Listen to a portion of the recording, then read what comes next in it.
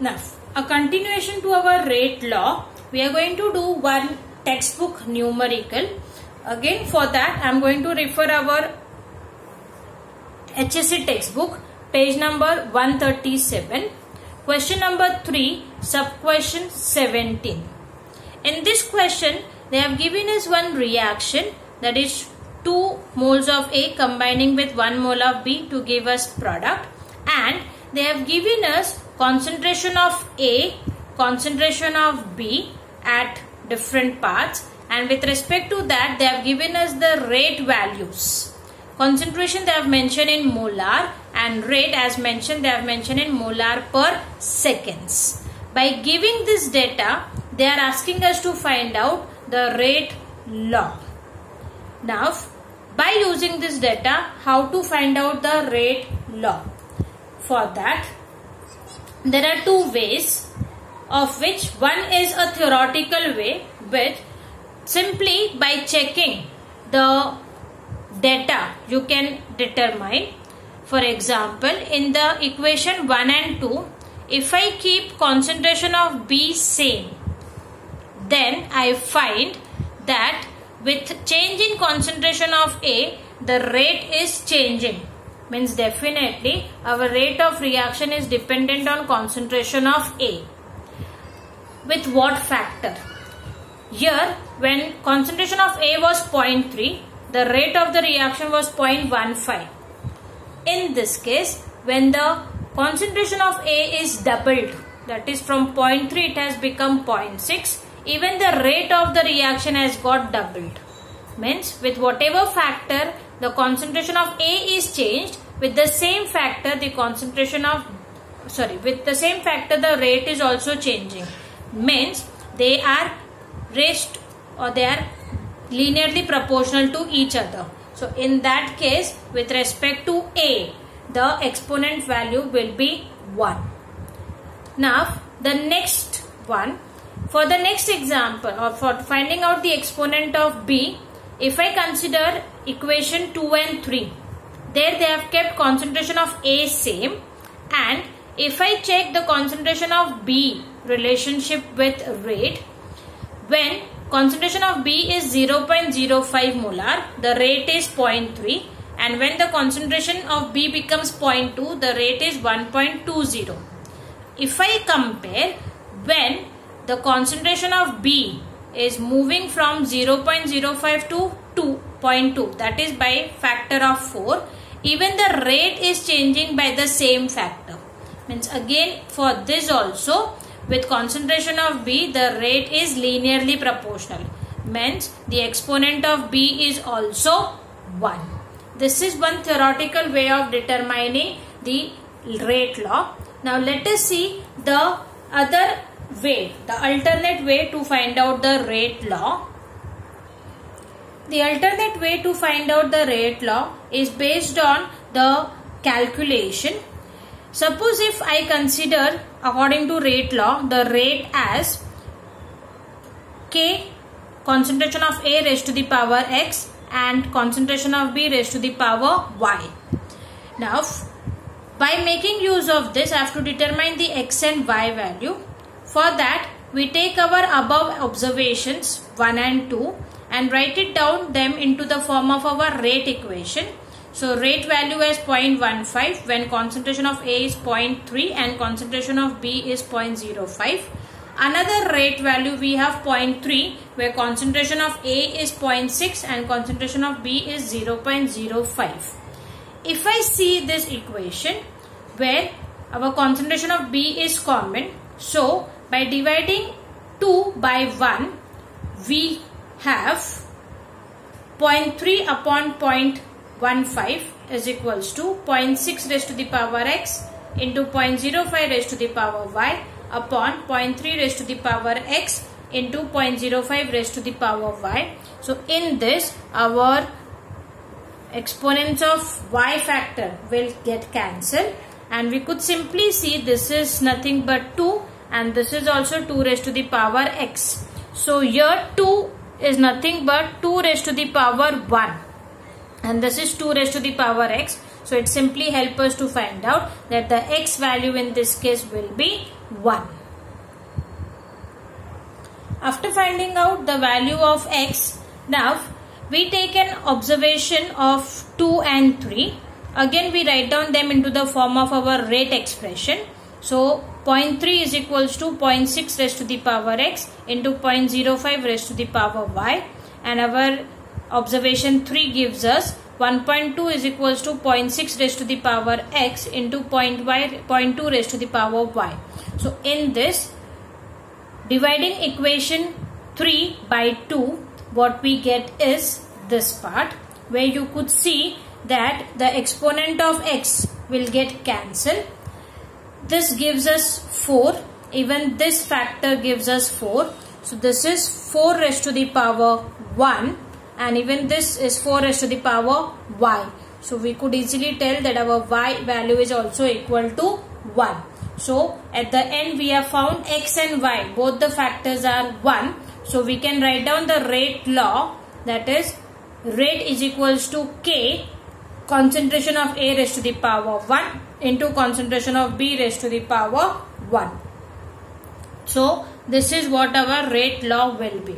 Now this numerical, as I mentioned, can be written in the two ways. One is the theoretical statement form, or other is the calculation form.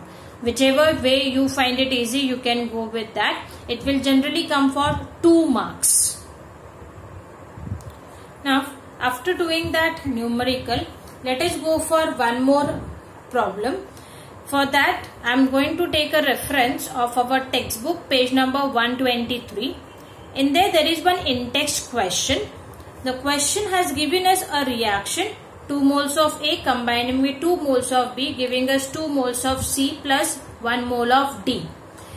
In this given reaction, they have also mentioned that when we change the concentration of A, whatever we do, if we change the concentration of A by a factor of 2, then the rate of the reaction changes by a factor of 4.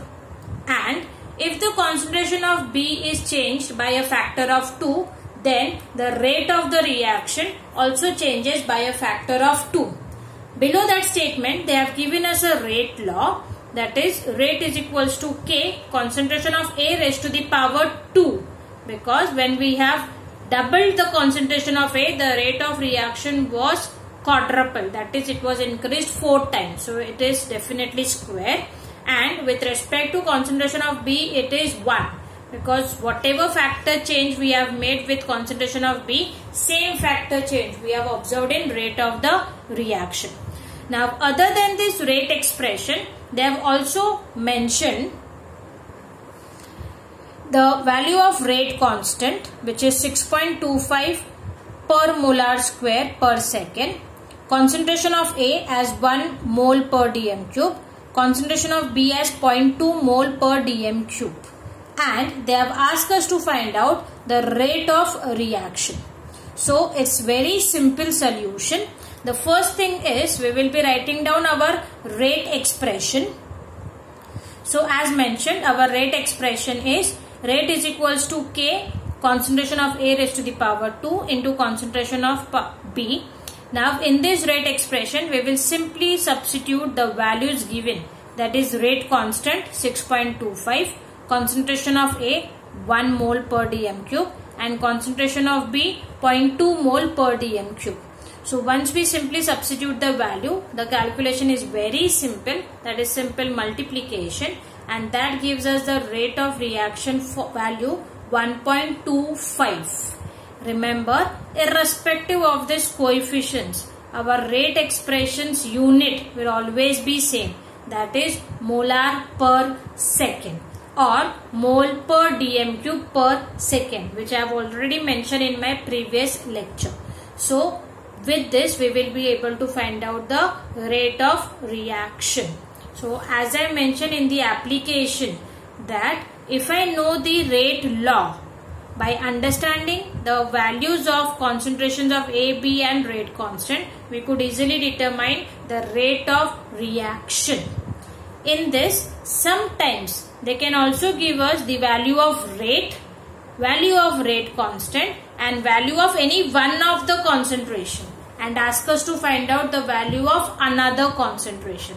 So again in that we have to simply substitute the values in our rate law expression and do the calculation accordingly. So that is the important application of rate law. So in today's class I have previously mentioned you the beginning part is what is rate law. Based on the rate law, how do we write down the reaction? How do we write down the equation? What are the applications of rate law?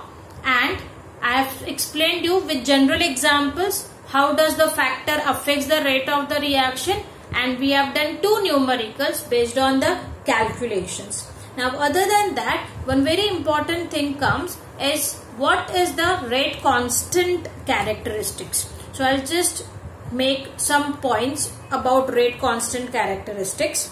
The first and important, the rate constant depends upon the nature of the reaction. That is, higher the value of the rate constant, faster will be the reaction. So definitely the rate constant is helping us to find out the rate of the reaction. If the rate constant value is lower, then definitely the reaction rate will also be slower.